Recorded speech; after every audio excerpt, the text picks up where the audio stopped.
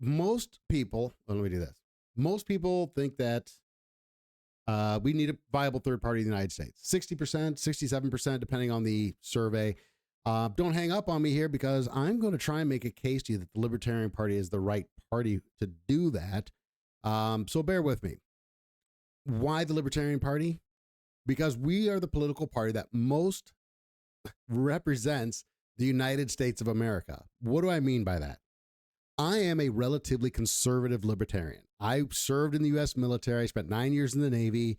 I joined the Navy in 1994, and I got out in 2003. So I'm Gulf War, 9/11, George W. Bush. Like that's where my worldview came from in the early years of adulthood. So I came out of the military, neoconservative, turn the Middle East into a glass factory, all the stuff, all the neocon stuff.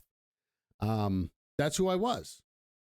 A lot of libertarians have come from the left. They were Democrats. They were afraid of the massive police state that got built after 9/11. They were afraid of the, of Islamophobia after 9/11. They saw this growing police state as an existential threat to American freedoms, and they were right about that.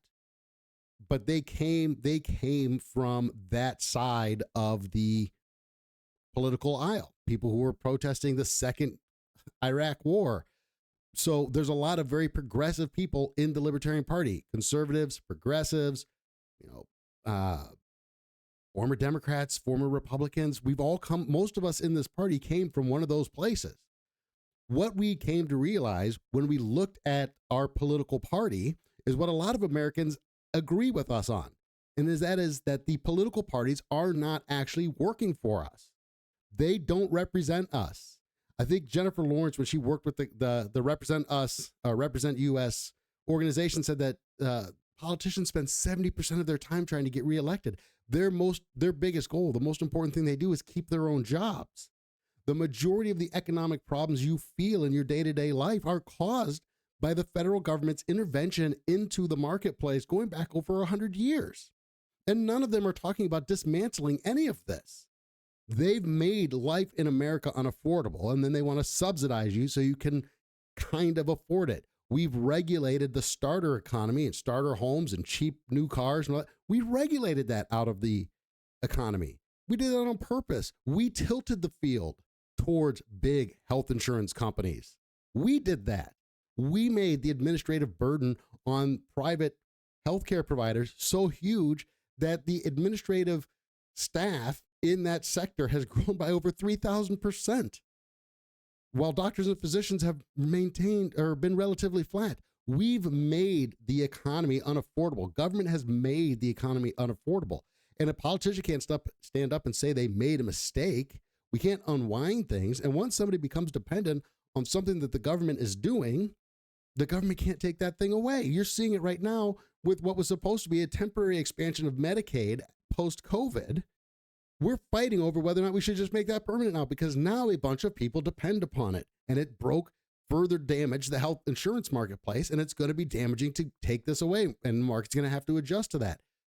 My point is, as I tend to ramble just a little bit, is that the Libertarian Party understands the economic side of this, and we are all 90 to 95% in the same group of we need to push back against this. We need to start rolling back all these terrible things that the federal government did to make life more expensive. And on the social side of things, I still believe that the conservative prescription for life is a good prescription for life. I think, strong nuclear families. I think we should have a strong national border. I think that the, Christian or biblical prescription for how you should live your life is a good prescription for how people should live their lives. I agree with that. And I would advocate for that. I don't think the government should be used as a blunt object to force people to live the way that I think they should live. And that's really what separates libertarians from, we just don't think that we know. It's not don't think. We know that the government's not equipped to be that blunt object. You don't want to live in any country where the government imposes its idea of what social order should be on its society. That is the Middle East. That is communist China. You don't want to live in places like that. You want the freedoms that we have in the United States. In order to have that, we have to tolerate people who disagree with us.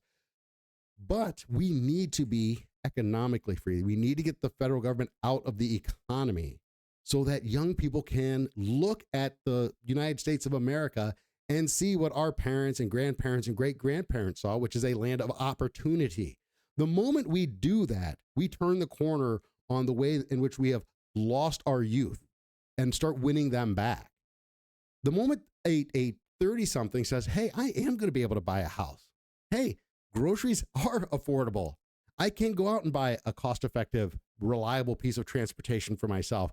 I can access health care without a government handout. The moment we make those things reality is the moment that we start winning young people back to the American dream, to the United States of America. Understand that free markets and capitalism, the things that made this nation great, which is free markets, large-scale immigration, and free trade, are what made the United States great. That's what we have to get back to. We have to get back to those fundamental core principles of what is America.